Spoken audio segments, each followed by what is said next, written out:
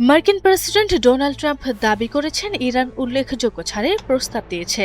যুদ্ধে যুক্তরাষ্ট্র অনেক ব্যবধানে জিততে যাচ্ছে। বুধবার ২৪ জুন ইউএস ক্যাপিটালে সাংবাদিকদের এসব কথা বলেন ট্রাম্প। আগামী সপ্তাহে উভয় পক্ষের মধ্যে চূড়ান্ত চুক্তির বিষয়ে আলোচনা অনুষ্ঠিত হওয়ার কথা রয়েছে। এ সময় ডোনাল্ড ট্রাম্প বলেন, যুদ্ধ খুব ভালোভাবে চলছে। আপনারা জানেন আমরা অনেক ব্যবধানে জিততে যাচ্ছি।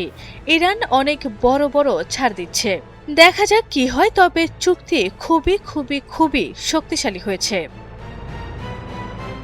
গত সপ্তাহে ট্রাম্প ও ইরানের প্রেসিডেন্ট মাসুদ পেজিশকিয়ান ইলেকট্রনিকভাবে ইসলামাবাদ সমঝোতা স্মারক স্বাক্ষর করেন। এর উদ্দেশ্য হল ২৮ ফেব্রুয়ারি ইরানের বিরুদ্ধে যুক্তরাষ্ট্র ও ইসরায়েলের শুরু হওয়া যুদ্ধ অবসানের পথ প্রশস্ত করা। প্রতি সপ্তাহে সর্বোচ্চবার বিকাশ পেমেন্টে ৫০ জন হবেন পেমেন্ট চ্যাম্পিয়ন। জিতে নিন টিভি সহ আকর্ষণীয় সব প্রাইজ।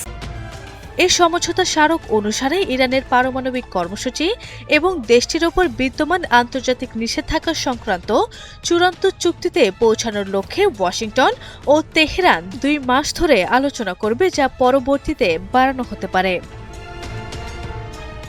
মধ্যস্থকারী পাকিস্তান জানিয়েছে, সাময়িক বিরতি শেষে আগামী সপ্তাহে কারিগরি পর্যায়ে আলোচনা পুনরায় শুরু হবে।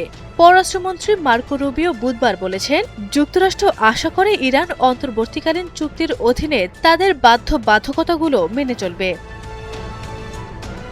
মার্কো রুবিও বলেন, প্রেসিডেন্ট ট্রাম্প খুব স্পষ্টভাবে বলেছেন, ইরানকে তাদের সমঝোতা স্মারকের প্রতিশ্রুতিগুলো রক্ষা করতে হবে।